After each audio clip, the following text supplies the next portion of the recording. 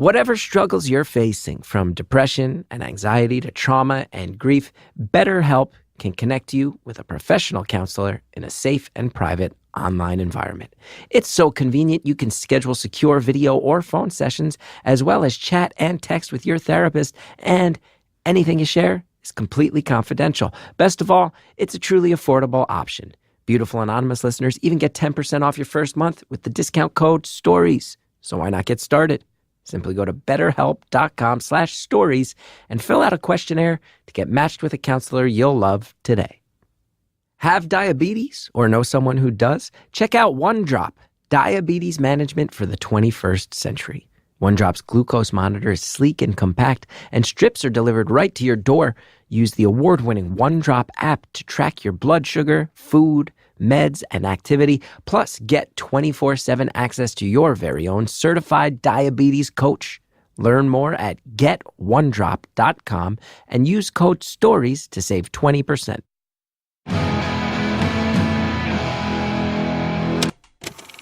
Hello to everybody who's bored and eating nachos in the background. It's Beautiful Anonymous. 1 hour, one phone call, no names, no holds barred. I'd rather go one-on-one. I think it'll be more fun, and I'll get to know you, and you'll get to know me.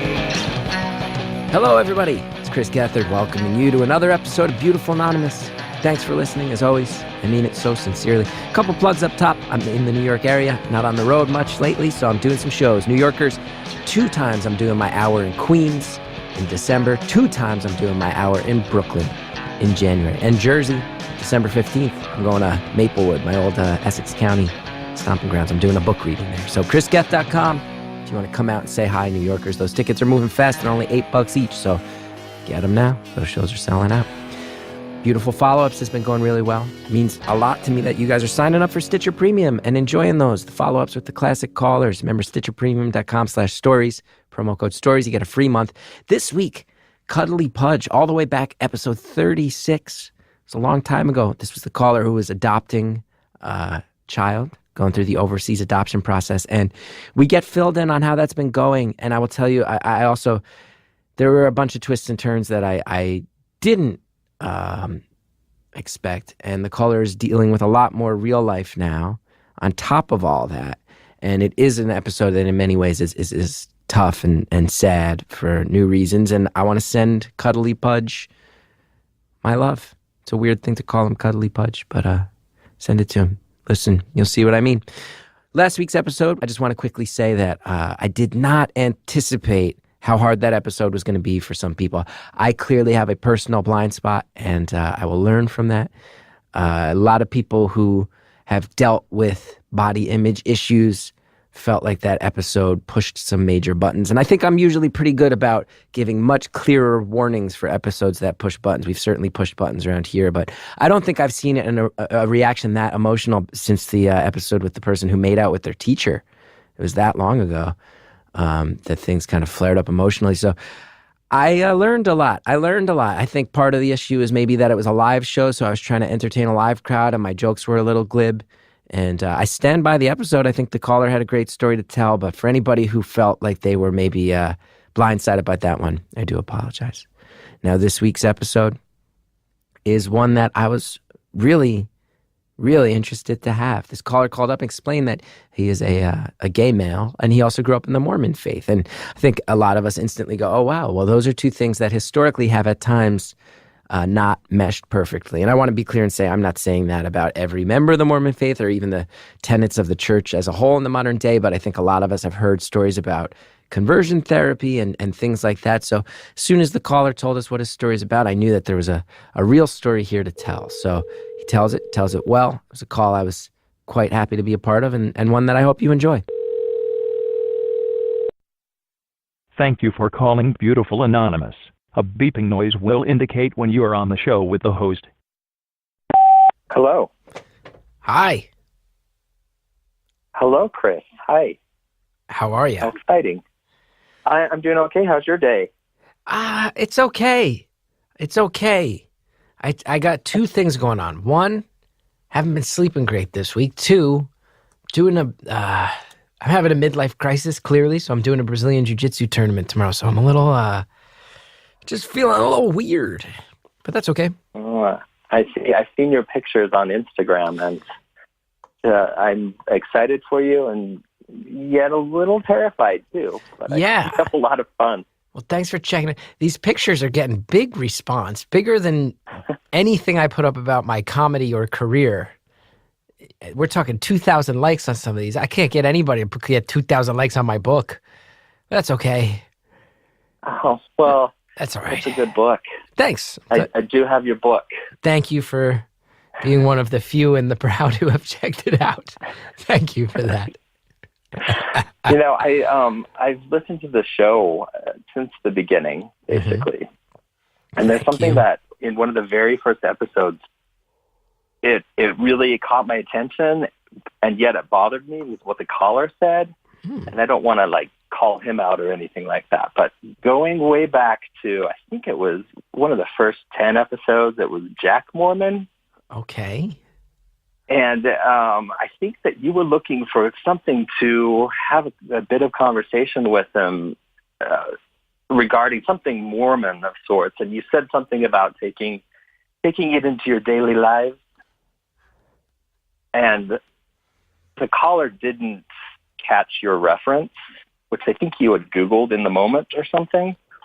But I totally did, and I loved it, and I thought it was so funny. And the caller came back, and you were referencing things that might be said in a Mormon prayer. Yes, yeah, I think we had looked some things up while we were taping that one. I remember this. Yeah, and I thought it was hilarious because I always say that to people, being growing up Mormon myself. And so he didn't really catch it and said something like, we don't say recited prayers, or something to the effect of what I equate to, say, the Lord's Prayer or something like that. And he kind of brushed it off, but I'm like, no, there's a whole world of these phrases that you can bring up and refer to just stupid things that people say in prayers. Another one is when it's been raining, a lot of times you'll hear people say, we're really thankful for the moisture we've received. And I think it's so ridiculous, but so many people say it. Anyway, I had to get that off my chest. I've been thinking about it for a long time. Now, that's episode 14. I just looked it up. You're referencing something that was said in episode 14. And as of this week, we just released episode 138. So this has been sitting in your guts for, 124 weeks? Yeah, and then we've taken some breaks. So well over 2 years, you've been waiting to get that off your chest, that the one caller from that episode, 2 months in, or no, 3 or 4 months in, missed a reference. But you know what? I totally get where he was, what he was saying, though. So I don't want him to think I'm saying you're wrong. You're not as amazing as a Mormon as I used to be, or whatnot. I don't know what I'm saying. Yeah. What if that was your whole call? What if you were like, I've been waiting 2 years to call in and call out that caller. Now that I got it off my chest, I'm good. And then you hung up the phone and it was a 4-minute long call. That would be a weird moment in the history of this show. It would be. It would be. I'd feel really bad, though, because I can't believe that I'm getting the chance to talk to you. Oh, it's pretty amazing. I'm thrilled to talk to you as well. I will say, I don't want to force the issue. I don't know if you're just looking to bring it up, but I am pretty intrigued. You've put some hints out there that you left a faith, and that is always something that I find very fascinating on the show. But I don't want to twist it that way. You might have other things you want to talk about. What are we thinking today? Well, let's go down that road. It's actually something that I think people should hear. And so, yeah, I'd like to talk about that. The thing is, I'm gay, so there's a huge conflict there. Right. And growing up in the church, you hear so many people preaching about sexual sin being the sin next to murder. So it's pretty serious when you screw up and do something you're not supposed to be doing. And part of that includes being gay.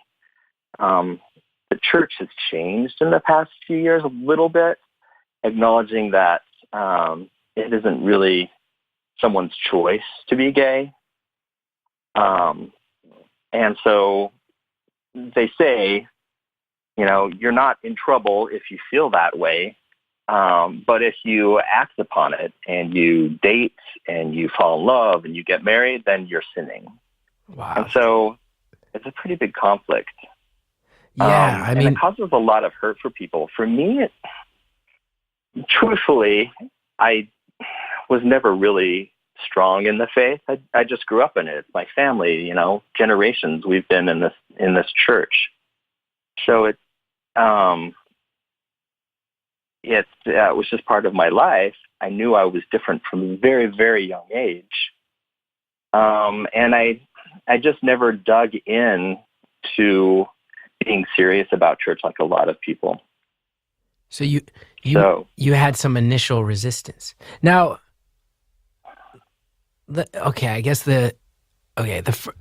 first big question is, okay. It sounds like you very much understood, okay, as you said, I feel different from a young age. You sensed that, you backed away from the faith early.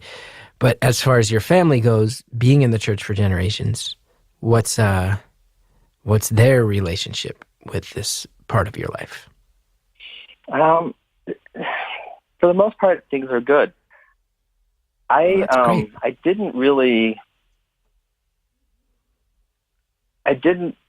took a long time to come out, like much longer than many people do in this day. I was 31 or 32. Mm-hmm. And the reason why I came out is because I had been dating a man for a year. We had decided to buy a house together. That'll do it, huh? It really put me in a situation where I had to do something.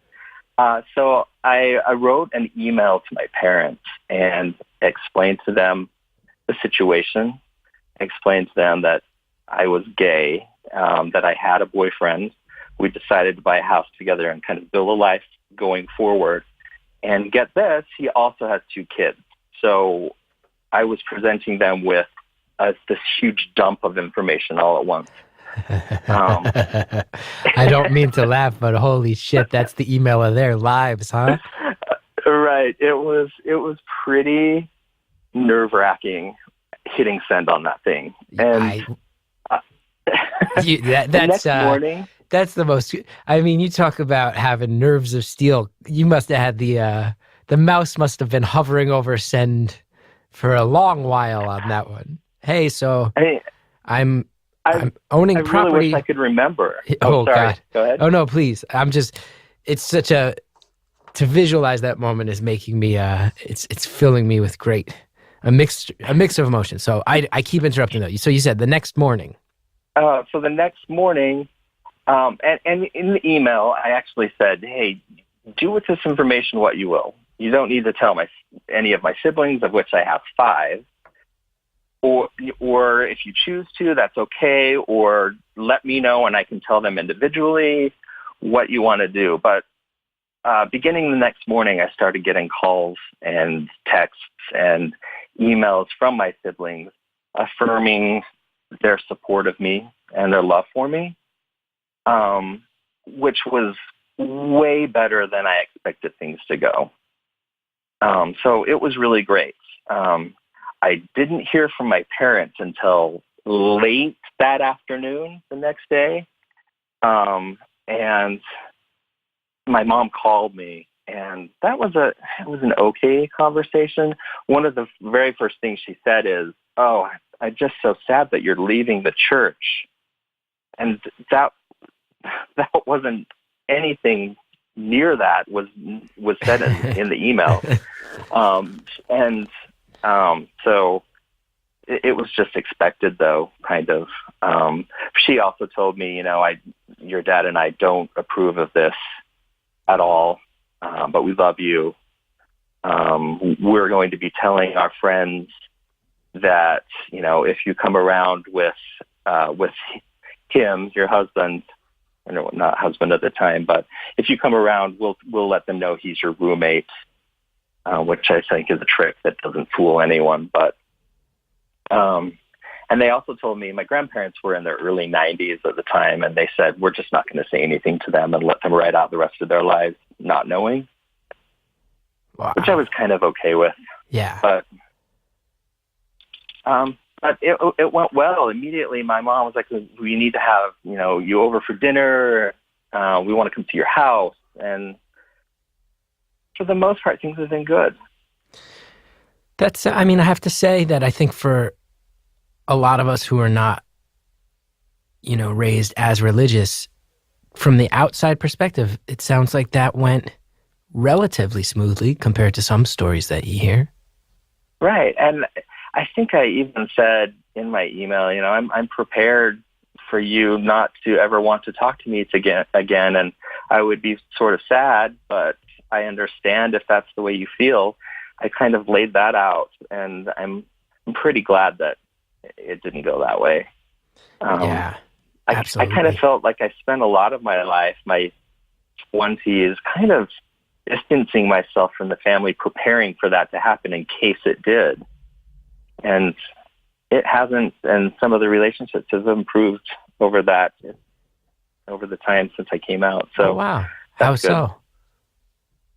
I just have been closer to a couple of my siblings that I just sensed, I think, my distance, and this gave us an opportunity to kind of build something new. Oh, wow. Like you, almost like you can let your guard down now and let people in a little easier? Right, I think so. Yeah, that's beautiful. That's beautiful. Yeah, it's nice. Can I ask? Go ahead. Well, you mentioned that you came out when you were 31, a little older than maybe a lot of people do in 2018, 17, 16, all, recent times. I would have to imagine, do you think that must have made it easier, that you had sort of established who you were, what your life was, you're done with school, I'd imagine your career is up and running? Because you do, correct me if I'm wrong, I do believe that I have heard, and I might be ignorant to this, you can correct me if I'm wrong, that the Mormon faith is one that with teens is known for sometimes doing conversion therapy and stuff like that. I might be wrong on that, and I know that's a pretty big thing to bring up if I am wrong, so please tell me if I'm wrong on that. You are not wrong. And I'll say this, that you are correct in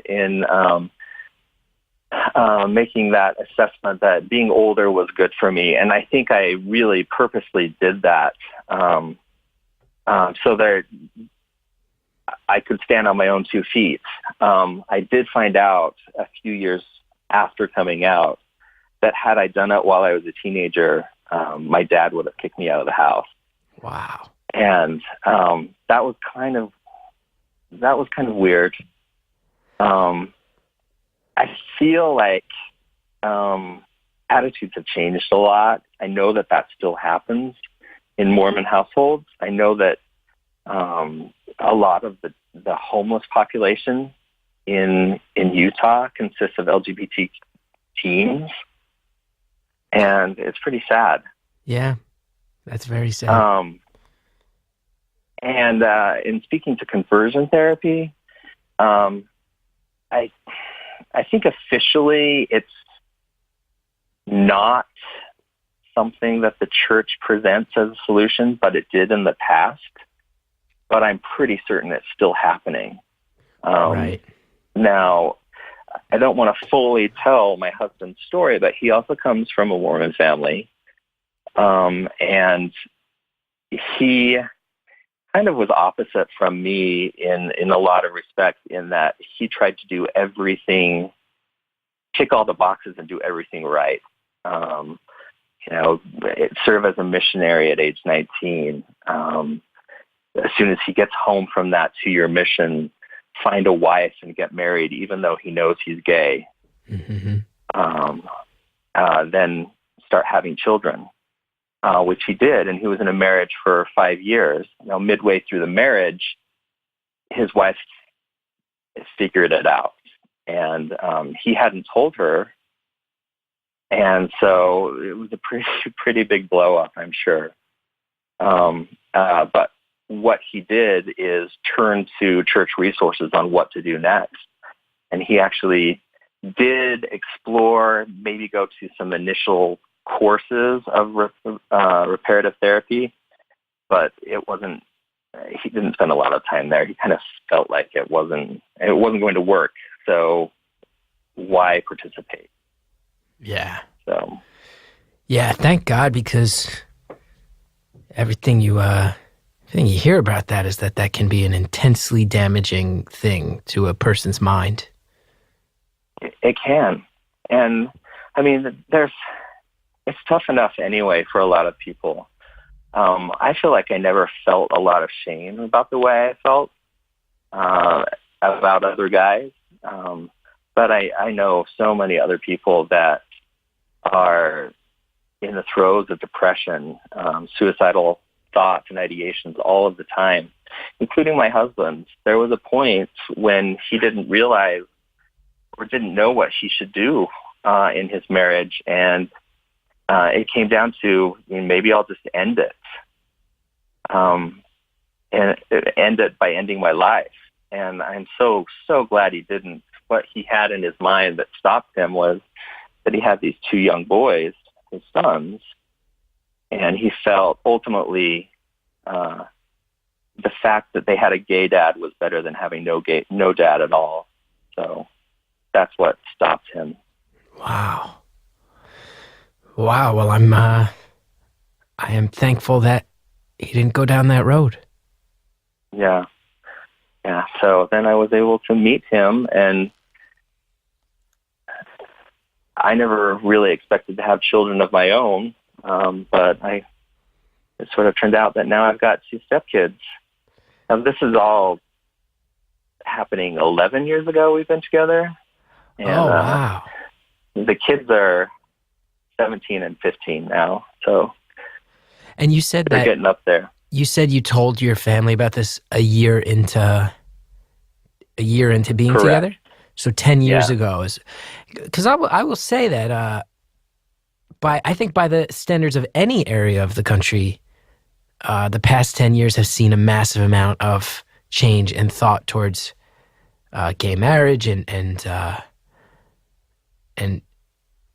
LGBTQ acceptance in general. 10 years ago, that was a much.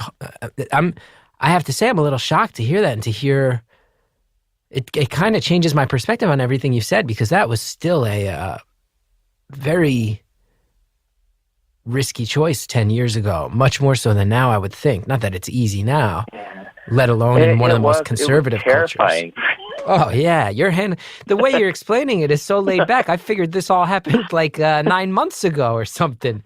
10 years ago, that's a much bigger leap of faith. I feel bad. I keep saying things like thank God and leap of faith, and I'm on the phone with someone religious, and I keep catching myself doing it, and I feel very self-conscious about it. Although I get the sense you probably don't care. Oh, what a surprise, everybody. I have found a way to be self-conscious about potentially putting my foot in my mouth. A long-time tradition with this show. Hey, since I've broken the momentum, let's go ahead. Let's get the ads out of the way. We got a lot of advertisers. They really help out the show. Check them out. If you're so inclined, use the promo code attached to their products. It really makes the show look good when you do. We'll be back with more phone call right after this. You spend a third of your life in sheets. This holiday season is a great time for a bedding upgrade for you or a loved one, because Brooklinen works directly with manufacturers and customers. They're able to offer 5-star hotel quality sheets that are affordable and easy to order. Plus, with over 20 colors and patterns, these sheets don't just feel amazing, they look great too. And their super fast shipping makes sure that you can get your holiday gifts right on time. I sleep on Brooklinen sheets. I am so thrilled with them. I've had them for a while now, and they hold up great. Every time I get to put them on the bed, I feel like, man, I cannot wait to climb into this bad boy tonight, because these sheets are something else. And that's just true. It's coming from me. My Brooklinen sheets are the best, most comfortable sheets I've ever slept on. Now it's time for your upgrade. Brooklinen.com has an exclusive offer just for my listeners. Get $20 off and free shipping when you use promo code BEAUTIFUL at brooklinen.com. Brooklinen's so confident in their product that all their sheets, comforters, and towels come with a lifetime warranty. The only way to get $20 off and free shipping is use promo code BEAUTIFUL at brooklinen.com. That's BROOKLINEN.com. Promo code BEAUTIFUL. Brooklinen. These really are the best sheets ever. I know for many of us, the day doesn't really get started until what moment is that, right? It's not when you wake up. No. It's not when you brush your teeth. It's when you get your coffee. It's when you get your energy boost. That's when the day's really getting started. And now there's a way to enjoy your daily cup of joe thanks to Cafe Monster. They're changing the game up, okay? Cafe Monster is available in vanilla, mocha, salted caramel. Cafe Monster shaking up the ready-to-drink coffee category with indulgent, gourmet coffee. It's only 190 calories, not to mention with 150 milligrams of caffeine from coffee beans, B vitamins, and coffee fruit extract. Cafe Monster offers a simplified energy blend that contains a third less sugar than the leading national brand. 150 milligrams of caffeine. That's that kick you need to get that day started right, okay? It's 100 fewer calories per bottle than the competition, but you would not know that by tasting it. Stuff tastes great. You get all the same feel and flavor as your local coffee house, and you don't even have to wait in line. I've had Cafe Monster. I like it. What a good grab and go, man. You're running out the door. Maybe you overslept a little bit and you need to wake up fast, but you don't got time to slow down. You know what? You grab that Cafe Monster, you're set. Cafe Monster, chill it down, shake it up, enjoy. Thanks again to all of our advertisers. Now let's get back to the phone call. I keep saying things like thank God and leap of faith, and I'm on the phone with someone religious, and I keep catching myself doing it, and I feel very self-conscious about it. Although I get the sense you probably don't care. And you know what? I'm not religious. Yeah. Part of so I'm fine. Don't worry. Yeah. I've lost my train of thought. Oh, you shouldn't have said God, Chris. It's my bad. It's my bad. I have one other question for you. That it might be a little sad, but I'm just very interested in this. So you had said like, yeah, coming out at 31 was definitely a safer choice for me. You hear that your dad would have reacted so differently if you were a teen. That throws your head for a massive loop, as I can imagine, and probably validates a lot of fears that you had as a young person.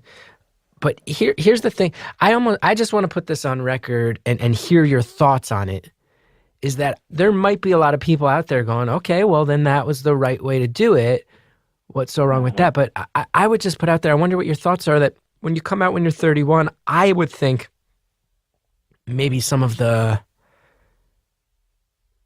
a little bit, for me, that feels a little bit of heartbreak in the sense of, well, what about when you're 13 and you have your first crush and you can't talk with your friends about it? What about when you have your first heartbreak that a lot of us have in high school and you can't lean on your parent's shoulder, but like you can't go to a dance and be who you are? Like a lot of these rites of passage things as a young person, you do miss out on because you're kind of living with a secret. That breaks my heart. And I just want to put it on record that before we say to everybody, oh yeah, just wait till you're 31 to come out. Well, you do miss a lot of life that way. Mm-hmm.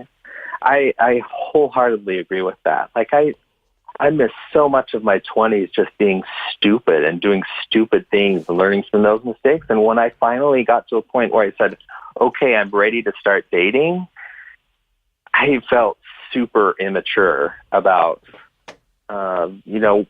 what that was even going to look like. Yeah. And so, yes, I don't really stand by or recommend waiting so long to do that, to make that step in your life. It really does depend individually on the way that you feel. I mean, I will say that in people's minds, a lot of times, like, you have that worst case mapped out in your mind of what's going to happen. And sometimes the worst case does happen, but sometimes it doesn't. And say with my family, it turned out not to be so bad. It could have been a lot worse, probably, had I done it earlier. But a lot of times, like some of my sisters were like, yeah, we suspected that. And in my mind, no one had any idea, right? I've kept this secret, although I don't date anyone. Right. But, yeah, I wouldn't suggest waiting so long. Did you date girls in school and dabble and see if it was something you could come around on, or were you just like, nah, I'm just going to lay low and not date in general? I let them come to me, really. Whenever there was a girls' choice dance at school, I always got asked to it. And I always went and had some good friends made that way. Never anything serious. After high school and in college, I worked with a girl that really liked me. And I really liked hanging out with her, but as is the case, I just didn't feel anything stronger than that. But she totally did. And this one time, because we worked together, we worked at a movie theater, and we had just watched Saving Private Ryan together. So you're really in the really mood. Romantic. You're really in the mood right. after that. Everybody's all revved up.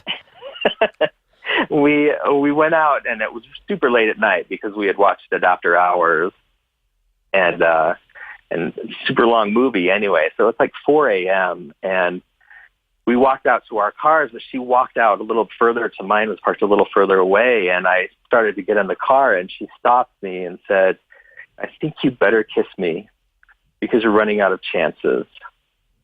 And I just turned on my car and drove away. Ooh, because I didn't know what to do. Of course. I didn't know what to say. What's that conversation like the next time you work together? Oh, it was just normal. Yeah. Oh, that's sad. I just kind of blew those things off, and I know that it hurt her. She's happily married now with a few kids. She's okay, but... That's good.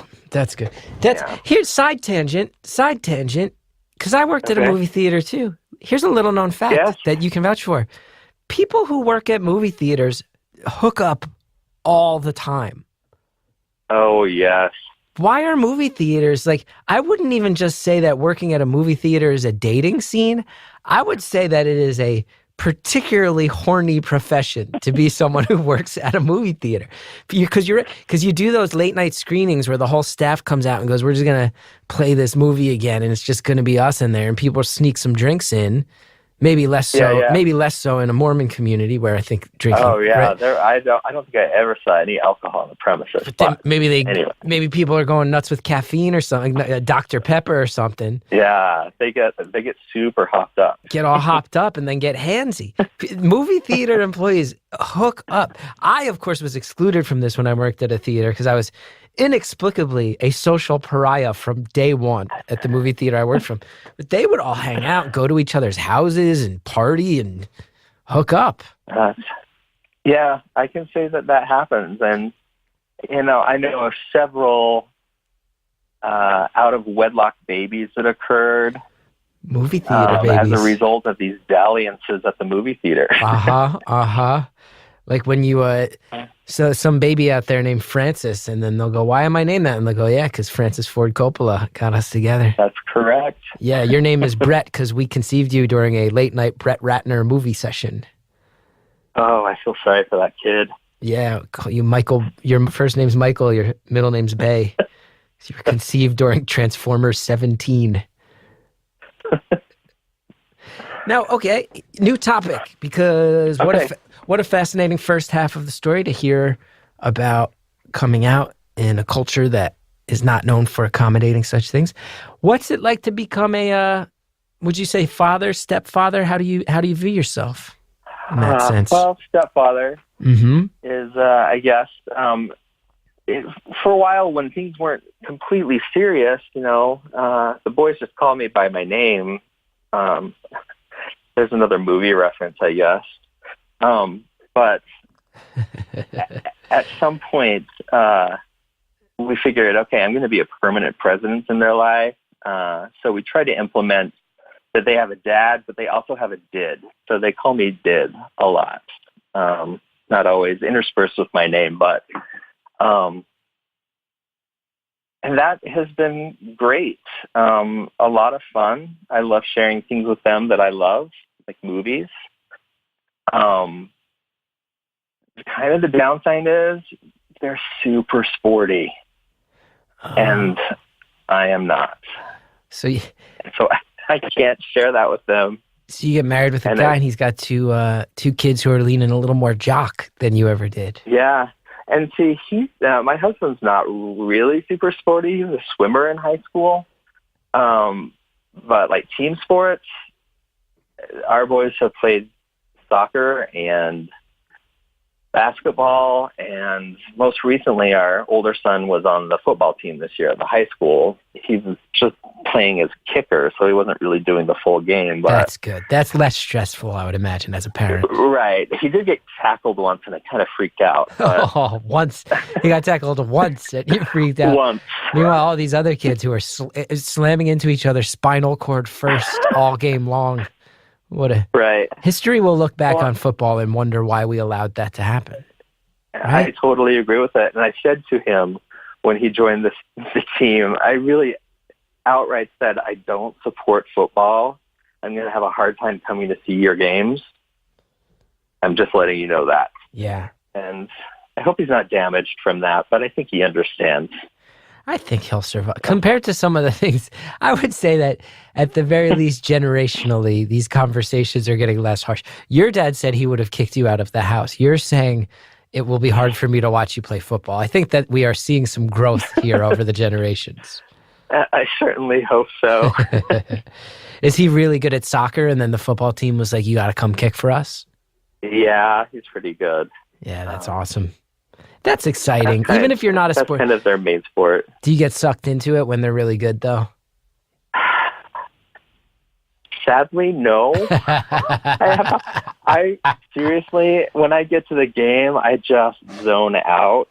And every once in a while, I'll catch something, but half the time I don't see it happen.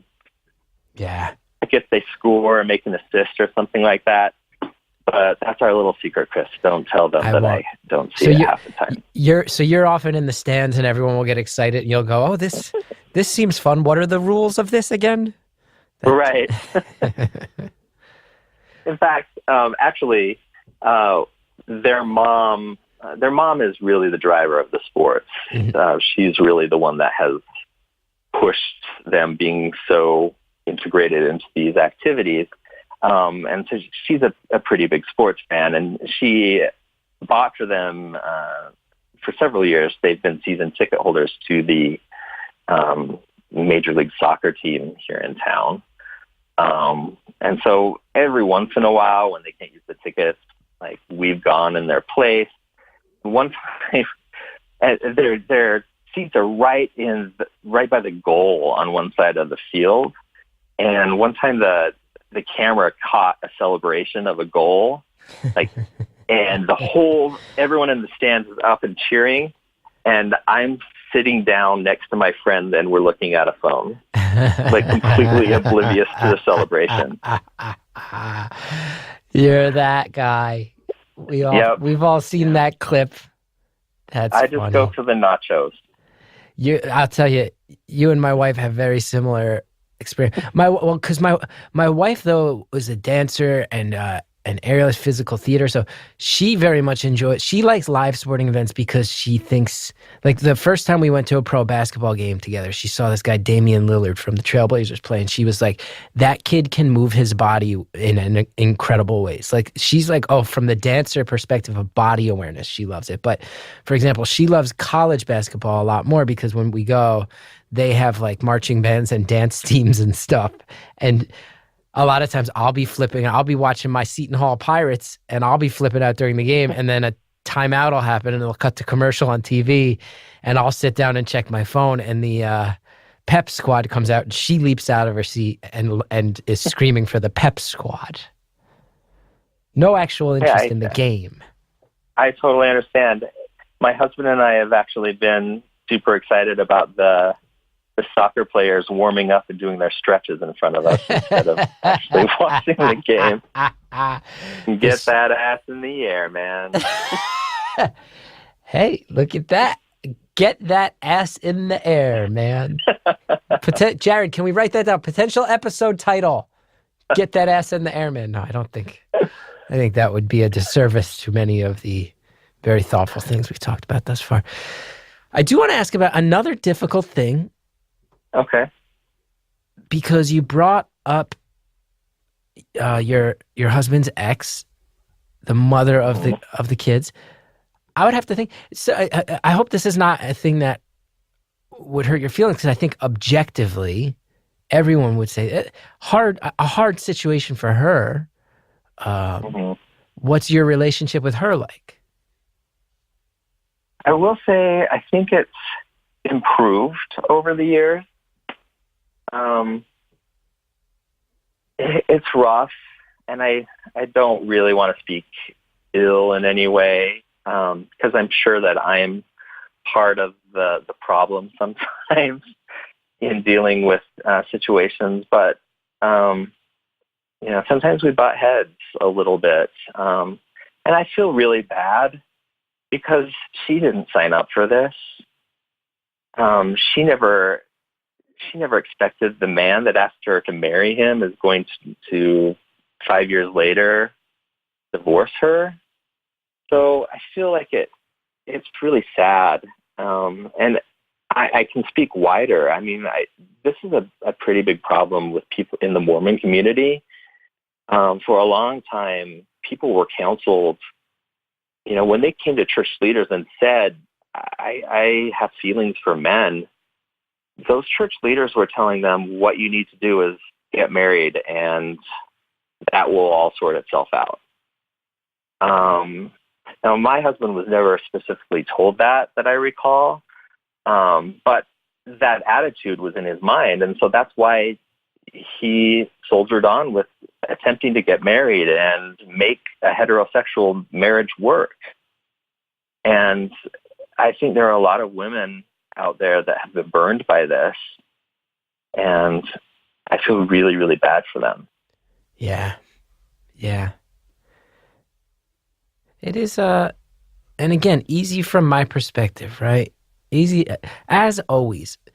I'll sometimes bring up things on the show that are political opinions or social opinions, and I want to say I'm very, very aware that I live where I live, and I was raised in the culture I was raised, and by my generation, I am a lapsed Catholic pretty much from the beginning. Like, I was never religious, and I get that. But I will just say, knowing full well that this is my opinion, it's when you ask people to hide who they are, how is it supposed to end well?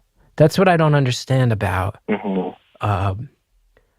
things like conversion therapy and things like just get married, it'll sort itself out. It's a phase. It's like, no, it's not a phase. And if someone's telling you it's not a phase, you probably should trust that, because the health of the individual in question is put in jeopardy. And then there's ripples, like you said, these relationships that grow out. Attitudes have changed a little bit. Yeah. And, people are saying, okay, it's okay to be gay, but you know what? You pretty much, if you want to stay in the church, you've got to be celibate your entire life. Come on. And that's, and they compare them to, there are older unmarried women who have never found someone to marry. And sure, that has happened, but those women have the option to find someone to love. Right. Just because it hasn't happened, which is sad in a lot of cases. Right. They still have that availability to them without scorn. And so it's trouble. And the scorn you mentioned too is something that is really troubling to me. It's like, I guess there's some sense of social progress to say, hey, you are allowed to talk about who you are, but never ever act on it, because it just inherently implies you're a second-class citizen at that point. Don't be who you are fully. Now you can admit to who you are, so we can release some of the pressure and maybe some of these tangled up situations that you say are a little more prevalent in your culture or the culture you were raised in. But don't go all the way with it. What's that say to a young person? What's that say to somebody who just wants to be a living, breathing member of the world? Tells them, hey, no, live in your head all the time. Right. And it just, that kind of stuff leads to depression and anxiety. And I mean, even though things have improved, they still have a long way to go. And I really don't see it happening. We were able to get married 5 years ago. It sort of happened kind of spur of the moment. We do live in Utah, Salt Lake City. And in 2013, there was a lawsuit against, I believe it was the state of Utah, because they had passed a constitutional amendment defining marriage as between a man and a woman, I think in like 2004. But in 2013, that was overturned and deemed unconstitutional, and thus marriage equality suddenly came to Utah one day in December of 2013. It was crazy. And on that day, thousands of couples were lining up at the courthouse for marriage licenses and to be married. And it was one of those situations where my husband, we called each other and was like, do you see what's happening? Should we go get married? And so we did, all the while thinking, oh, they're going to shut this down somehow. They're going to stop it. So we thought we might as well do it while we can. So it was right before Christmas, and we had the boys with us, and the mayor of Salt Lake City actually married us. It was really nice. That's so cool. Something that happened, though, I mean, it really did sort of happen quickly, and we hadn't really planned on doing a city hall wedding if we ever were going to get married. But because of the news coverage of the situation, that's how my mom found out it was happening. We were standing in line for a marriage license, and I got a text from my mom that said, I just saw you on the news. I was in the background of some interview shot. So you're just always in the background of shots, sporting events, marriage lines. Right. You have a real habit of just showing. Were you on your phone? Were you just bored on your phone in the marriage line as well? I was probably eating a nacho too. I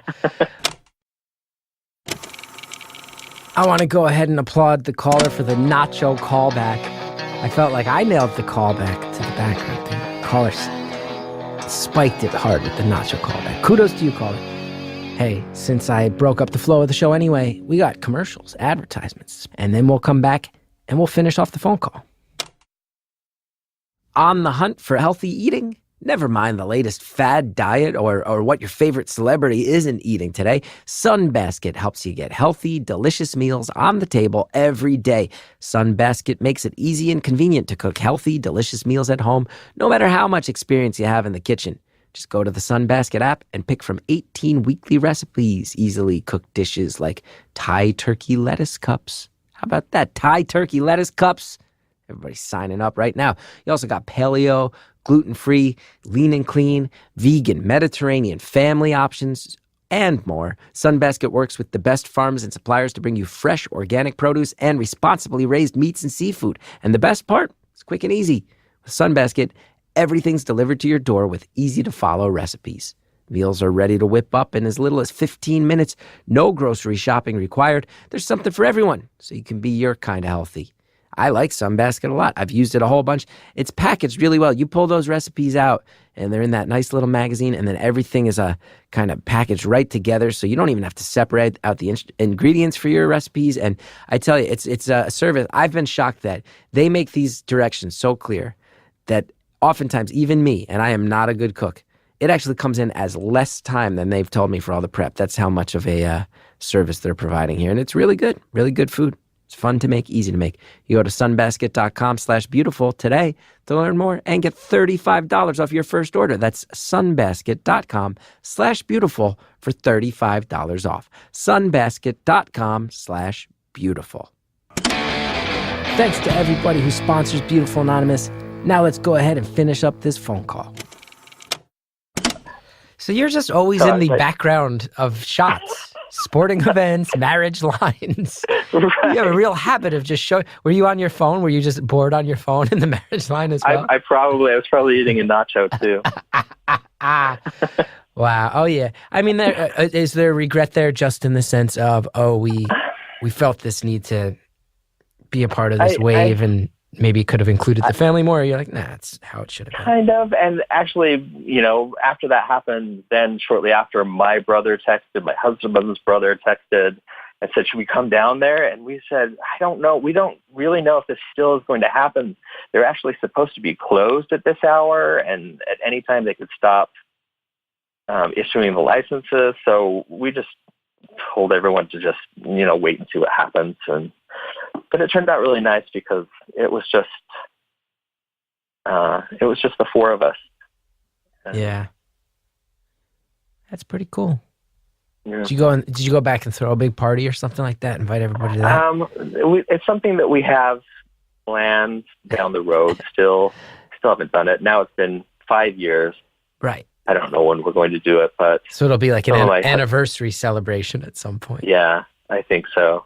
One of my husband's coworkers is just this week. She was bugging us about learning some big dance routine, like dirty dancing, doing a list, and that's probably too sporty for me. Right, too. Right. Sounds like it. I want to ask you a question, because you said like before we went into that story, you said like, yeah, I don't know if this change is ever going to fully come in Utah. And here's the thing that I have been just very kind of quietly impressed by. I wonder your opinion. It's also easy for me to be so impressed by it. I am not the person who lives in a culture that's often marginalized. It seemed to me like when, gay marriage, my whole life was this debated thing. Gay rights and eventually gay marriage came to be the focal point of that. And for years and years, it was like this fight where people would make progress by inches and then they'd get pushed back by a foot, and what's going to happen? And then it felt like the dam broke. And like you said, people lining up, people assuming this is going to go away, so let's get it done fast. I've been so blown away. The sense I get when you read political things is that it seems like people have moved on. Like there's certainly some people trying to roll that back, but it seems like a lot of voters, even in the more Republican or conservative side of things, I've read things that they will often say, hey, stop with the gay marriage. We want to move on. Let's focus on other stuff. That seems to be the polls you see. I don't know if I'm totally right by that, but I've been amazed that was a thing that was for years, everyone digging in their heels. And then it happened, and it seems like people were like, all right, yeah, let's move on from this one. Who really cares? And it's been eye-opening. I agree. I mean, I hope that, people in power now don't start to try and chip away at things for us. But I kind of feel like it was a scare tactic for a lot of people. Like, if I'm going to compare it to something, I'm going to say that the caravan coming towards our border. Now, Right. Who's talking about that now? No one. Right. That was a real talking point. Right. They feel like, that's something that's going to scare a conservative base into voting against things like that. So I feel like it was kind of used that way. And once they saw that I hate using this, but the sky didn't fall, it was kind of a non-issue. Yeah, it seems like I was very shocked because, you look at Roe versus Wade, which happened when, at this point, 40 years ago? 40, close to 50 almost, I think. And people are still fighting about that every election. Yeah. And it seemed like gay marriage was going to be something akin to that. And instead, it seemed like, which I will say too, isn't it so fascinating that as soon as, and again, I'm making some big assumptions here, but what it looks like to me is as soon as you tell people, hey, you can get married, which almost relating to some of the things we were saying before, hey, you can be who you are more publicly and proudly and hold your head up high, I would imagine instantly means that people start having more interactions with each other. And there's a lot of people who used to be theoretically against something who go, oh no, these are just my neighbors who shop in the same grocery store and they ask me how I'm doing and they're nice people. Let's move on. I think that's pretty... right. Like opening up the awareness to most people know several LGBTQ individuals, you know, whether or not they're out yet. But once they find out that that's who they are and what's normal for them, it just becomes another person in your neighborhood. You know, I hope that people look at, say, refugees that way. Yeah. You know, that it's the same issue. If you just get to know people and know people's stories, and that's why I seriously love your podcast. Oh, thanks. I mean, even if I don't agree with everything that someone says, I love hearing other people's stories. What makes them who they are. Thanks for saying that. And it might be a weird thing to say too, but just because this has been something on my mind, and since you brought it up, to anyone listening, I want to say, even if I don't agree with you, call in, leave a voicemail. If you, the voicemail number, just to be clear, 802-392-3288. Even if I don't agree with opinions, I think there's something extraordinarily valuable about putting opinions on record. And this is a show where you're allowed to put any opinion on record. I reserve the right to not agree with you, but I will promise you that I'll never cross the line and be a jerk personally about it. And I've learned so much hearing people's stories, even people where I already theoretically agreed with them. You hear someone, just talking to someone for an hour, and you hear the actual specifics, and you realize, oh, when it goes beyond the theoretical and it becomes personal, your world becomes a more chilled out place. And I think that that's a pretty good perspective to have. Let people be people, man. Talk to them. Figure out that there's no one living a lifestyle that takes them so far out of the realm of any other human being that they're not just worried about being with their families and getting a good meal and doing a good job at their chosen profession. Like, we all have the same priorities. Even if we seem radically different in certain ways, it just always loops around. In my 4 decades on Earth, it always loops around. People are just people, and they're just trying to kind of like enjoy their lives and be left alone. They just want to be left alone and hang out. It's pretty good to see. I had a pretty close relative of mine once say to me, he said it about gay men. He was like, I just don't understand it. I just don't understand how a man could want to do that with another man. And I remember for so long, I'd heard this person say this a few times over the years, and for so long it would really kind of bother me and scare me, especially as a guy who was like coming up as like a theater kid, like not a very traditional masculine person over here. Surprise, surprise, everybody. But I remember hitting a certain point in my life where I finally was old enough and boiled it down to something simple. And I just remember hearing that again and saying like, yeah, but what does that matter? And he's like, what? What do you mean? And I was like, so you don't understand it, that you don't have to. That's okay. I'm sure there's a lot of gay men in this world who don't understand why you'd want to be with a woman. Why? Because that's where your instincts lead you. Who cares? You don't need to understand that actual physical impulse. Why can't you can still, that doesn't matter. It's not about what you understand. I don't understand math. I don't begrudge its right to exist, you know? I get that math exists. I don't know how to divide. I'm horrible at it. Weird comparison that many people will not like, I'm sure. Oh, look at you getting all political again. Getting what again?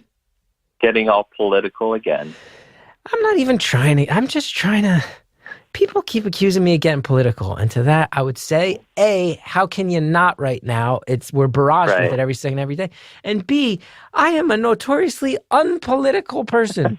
I don't tell political jokes on stage in my real life career, but I will say I'm just a guy who's confused and stressed out, trying to sort out this goddamn world that scares me.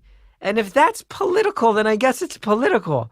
But I'm not going to not think about this stuff and not talk about this stuff when it makes me feel like I'm crawling out of my skin in this strange, cold world.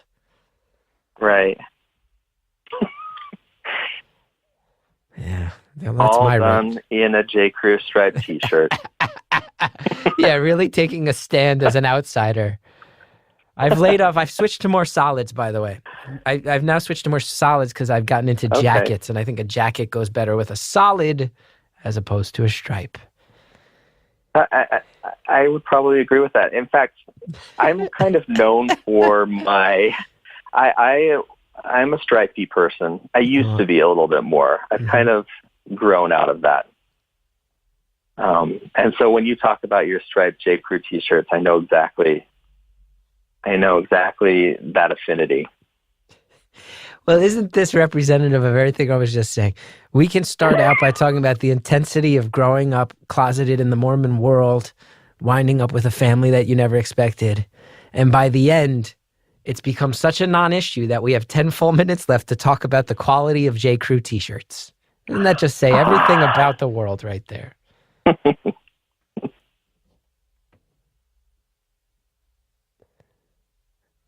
Hello? Hi. Oh, I thought we lost you after that knowing chuckle, and I was like, oh, that would have been a pretty okay place to end. No, okay. I was just basking in the softness of a J. Crew T-shirt. I like that you said you were known for stripy shirts. I was as well. You know, there's actually a Tumblr, Chris Gethard stripeshirts.tumblr.com. I believe that's the issue. Someone who is a fan of mine would post pictures of me. Post pictures. I'll have to look it up. I will say, now that we're nearing the end of the call, that I don't recall. I did see your show in Salt Lake City. Oh, 3 you months did. ago. You came out. That's awesome. Thanks. I did actually talk to you after the show. Oh, it's nice to talk to you again. Yeah.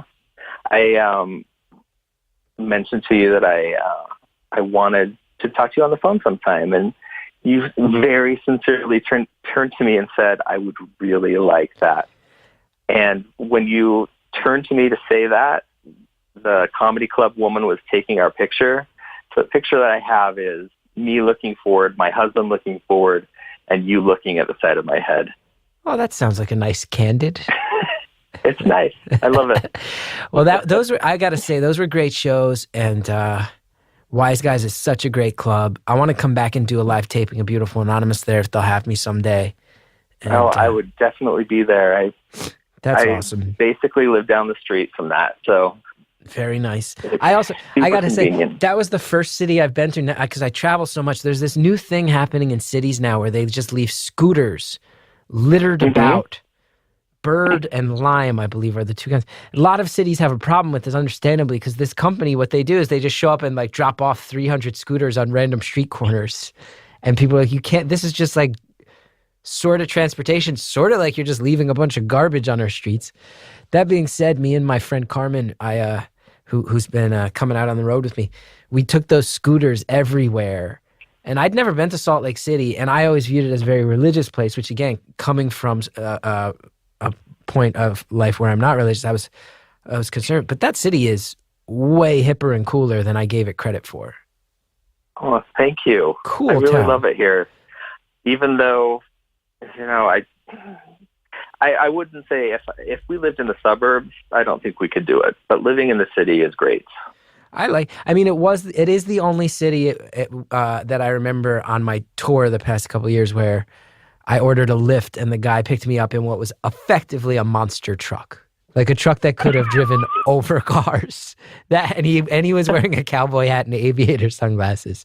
He had a big beard. And he's like, "What do you do?" And I was like, "Comedian." He's like, "You have Wise Guys?" I was like, "Yeah." He's like, "Maybe I'll come by the show." I was like, "I would sincerely love that so much. You are my target demographic, sir." I also love Salt Lake City was the town where some guy, I got a tweet. Somebody was like, pretty sure I just saw at Chris Gethard on a scooter on blah, blah, blah street. And I was like, yes, that was me. I'm scooting all over your town this weekend. I hadn't used those until after I saw your show, but I rode one home from work one day, and it was kind of an adventure. I don't know if I could really seriously get around. I was going in the bike lane on the street, and it was kind of scary. But yeah. I mean, I think people, I don't know. I don't want to get sued by this company, but I've read articles. Let me say I'm citing articles I've read that people get hurt all the time on those scooters. I've heard that there's a lot of instances of drunken incidents on those scooters. Because come on, I haven't had a drink in 17 years, but even I know if you've had one too many and you see that scooter on the corner, that seems like a real good idea in that moment. Oh, I'm sure it does. You're like, let's go do some jumps. You and your drunk friends are like, let's take that thing, set up a ramp, do some jumps. And then everybody's in the hospital and you're part of a BuzzFeed slideshow. 25 best bird incidents. You'll get a kick out of this. Now we're just chit-chatting. But I have that joke that you saw me do in the show where I have a whole joke. I won't spoil the punchline, but in the setup, I ask people, hey, does anyone here already know what they're going to do when the apocalypse comes? Does anybody have an apocalypse plan? Mm-hmm. And since my weekend in your city, I have now added a section to that joke where I say, I asked this question in Salt Lake City, Utah, and realized it was a mistake to ask it there because everyone just started cheering. That everyone grows up having to think. You think about the apocalypse a little harder in Salt Lake City than maybe we do in the rest of it. I remember the girl in our show explaining that to you, and it being like completely normal to me what she was saying.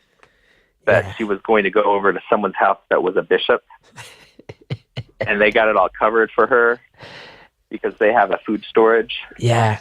So it was really intense that's a normal thing in the Mormon world. Yeah. Very silly of me to add. I did not realize. I should have thought about that joke before. And I'm like, oh, maybe they're going to have a different perspective on this here than some other cities where this is like, they just watch The Walking Dead. Yeah, maybe here they've thought about it at a little bit of a deeper level than I have. Mm-hmm. I got to tell you, I have loved this call and I have loved talking to you. And I'm glad that you followed through on your promise to call in that you made in person because it's been eye-opening and fun and you seem so nice. Oh, thank you so much. I can't believe that I actually got through and I love it. Was able to make this call. I've tried. I guess I can turn off. Maybe I don't want to turn off your tweet notifications. Oh, please. They're so annoying. I feel so many people who just like this show and then also have to put up with me plugging every other thing I do. And then also my weird attempts at half jokes that I post at 3:30 a.m. when I'm insomniac. Now we have 3 minutes left. Is there anything you've wanted to talk about that we haven't gotten out there yet? Probably not something that I could fit in 3 minutes. Actually, my older son just walked in the door, coming home for a lunch, I guess. I don't know exactly why he's here. Oh, that's cool. I mouthed that I was speaking to Chris Gethard, and he was super excited. Really? Yeah. Look at that. My appeal now spans families. Right. I mean, I think most of his exposure to you is that he has watched The Office about 50,000 times on Netflix. I get that a lot. I tell you, my show, The Chris Gethard Show, I did 47 episodes on cable, 200 total if you count public access. Nobody ever brings it up.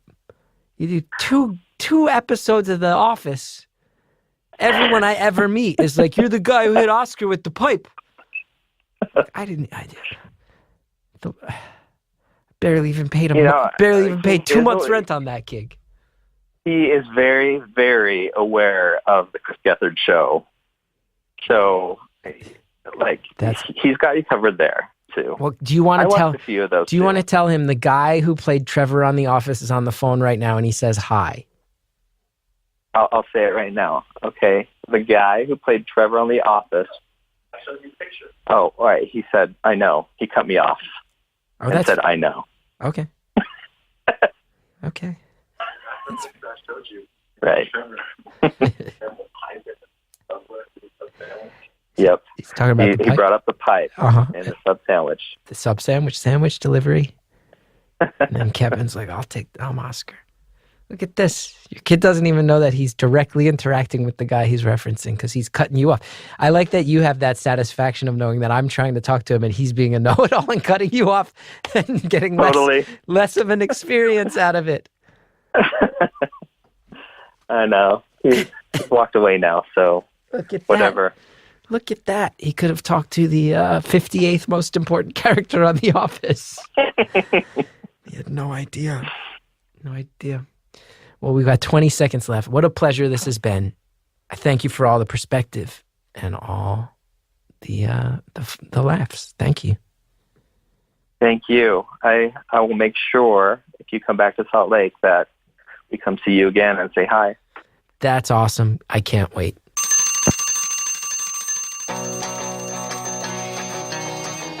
Caller, thank you so much. Thanks for supporting me. Thanks for coming out to the show in Salt Lake City. Thanks for all the eye-opening stories. And thank you to everybody who listens and supports this show. Really means the world to me. Thank you so much to Jared O'Connell and Harry Nelson in the booth. Thank you to Justin Linville, who helps me out in my life, who I don't know if he knows I even thank him on these. Oh, if he's ever even heard that. Probably not listening to any of these things. He's had enough of me. Thank you, Shellshag, for the music. Shellshag. People have thought I was saying Shellshag for 2 years. It's just come to my attention. Shellshag. Thank you for the music. Please support them. You want to know about me and the dates I'm out on the road? ChrisGeth.com. That's where you can figure it out. And hey, if you like Beautiful Anonymous, one thing that you can do to really help out, go to Apple Podcasts. Rate, review, subscribe. It goes a long way. Thanks so much for listening, and I'll see you next time. Kiss me face to face.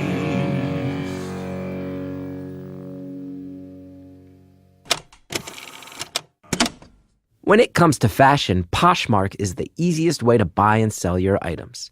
Download the free Poshmark app to score amazing deals from tons of brands, or list your own items and wait for the offers to roll in. Shipping is fast and easy and is all handled directly through the app. Today, you can get $5 off your first purchase when you enter the invite code Anonymous5 when you sign up. How about a little sneak peek on next time on Beautiful Anonymous? How would I phrase it? How much of your current personality? Because you have so much energy, positivity.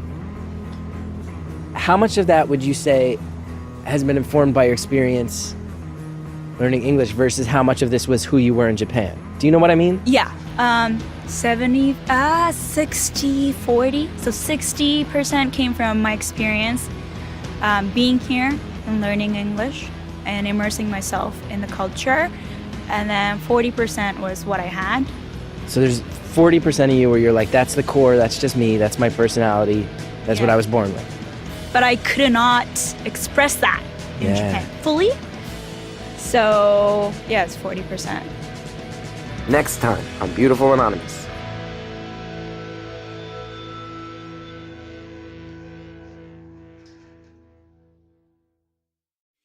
Hey everybody, it's Chris. As you've probably heard, got a new series, Beautiful Follow-Ups. We're following up with some of the all-time great callers from the history of this show. Here's me saying hello to a bunch of them. Thank you for following up with Beautiful Anonymous. Hey, Geth. Hello, old friend. Hello? Hello, this is... I'm not supposed to know that. It's good to hear your voice, Chris. I'm glad to be able to do this with you. Hey, it's Gethard. Hey, Gethard. Good to hear from you. Hey, is this the Puppet Master? This is the Puppet Master. How are you? Hey, this is Gethard. Chris Gethard, how are you? Beautiful Follow-Ups. Come join me on Stitcher Premium. We'll all catch up with some old friends together. And guess what? You get a free month if you go to stitcherpremium.com/stories. Use the code STORIES. Oh, baby, come back. Oh, baby, come back.